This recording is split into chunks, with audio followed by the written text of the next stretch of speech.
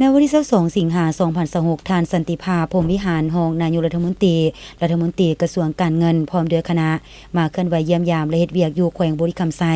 เป็นเกียรติต้อนรับอย่างอบอุ่นของท่านโสนธนูธรรมวงศ์เลขาพรรคแขวงประธานสภาประชาชนแขวงบุรีคำไซพร้อมด้วยคณะนำของแขวงอยู่ที่ห้องรับรองจากนั้นอยู่ห้องประชุมเบอร์2ท่านคำแวนปัญญานุวงศ์ประธานคณะกรรมการปกครองแขวงได้รายงานผลกระทบจากภัยพิบัติจากพายุไมซักพายุบาวีและจากสภาพฝนตกลิ่นต่อเนื่องติดต่อกันหลายวันในระหว่างวันที่5กรกฎาคม21สิงหาคม2026แขวงบุรีคำไซมีสภาพฝนตกลิ่นเนื่องจากได้รับผลกระทบดังกล่าวและลมมรสุมแม่น้ำหลายสายได้ไหลผ่านบดาเมืองมีระดับสูงขึ้นกลายจุดเตือนภัยและจุดอันตรายในบางเมืองเฮ็ดให้บ้านเรือนของประชาชนพื้นที่ทำการผลิตสาธารณสุขและบดาพื้นฐานโครงล่างได้รับผลกระทบเช่นเมืองปากสันบริคันท่าพระบาทปากกระดิ่งคำเกิดเวียงทองและไสจำพรบ้านเรือนประชาชนที่ถูกผลกระทบน้ำท่วมใน4เมืองคือบริคันท่าพระบาทปากกระดิ่งคำเกิดรวมทั้งหมด19บ้าน 1,379 หลังคาเรือนจำนวนประชาชน 6,895 คนเรือนประชาชนถูกดินทับเจือน1หลังเสียหายเฮ็ดให้มีผู้เสียชีวิต3คนจากเหตุการณ์ดังกล่าวและเสียชีวิตถูกน้ำท่วมสูง1คนรวมผู้เสียชีวิตภายในแขวงทั้งหมด4คนโรงเรียนถูกท่วม6แห่งเนื้อที่ทำการผลิตนา 1,695 เฮกตาร์ส่วนมันต้น992 เฮกตาร์ส่วนยางพารา1เฮกตาร์หนองป่า14หนองส่วนรับประทานฝ่ายลาด2แห่งเส้นทางได้รับผลเสียหายเปเพทั้งหมด22เส้นทางหลวงแห่งชาติเลข8เขตภูผามานและภูไห1เส้นมูลค่าความเสียหาย37ตื้อ259ล้าน5แสนกว่ากีบทางหลวงของแขวง1เส้นทางหลวงของเมือง6เส้นทางชนบท14เส้น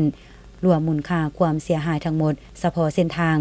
47ตื้อ500กว่าล้านกีบระบบน้ำประปา1แห่งเห็นว่ามีผลกระทบต่อสภาพเศรษฐกิจแหล่งรายรับของชาติก็คือแขวงบุรีคำไซและอีกหนึ่งจะส่งผลกระทบต่อการหันไปนำใส่เส้นทางอื่นที่ยังบ่ทันสามารถทำรองด้านมาตรฐานการหับน้ำหนักซึ่งจะเกิดความเสี่ยงต่ออุบัติเหตุและมีการเปเพตามมาอีกด้วยปัจจุบันบริษัทได้สุ่มใส่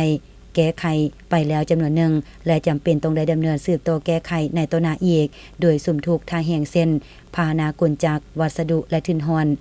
สำหรับทิศทางแก้ไขต่อหน้าอำนาจการปกครองแขวงได้วางแผนสืบต่อติดตามสภาพอากาศระดับน้ำอย่างใกล้ชิดเกี่ยมพร้อมแผนยกย้ายประชาชนอยู่เขตเสี่ยงภัยช่วยเหลือบรรเทาทุกข์และฟื้นฟูความเสียหายด้านต่างๆอย่างเป็นระบบพร้อมทางเร่งใส่แก้ไขเส้นทางเพื่อความปลอดภัยและความสะดวกในการสัญจรขนส่งของประชาชน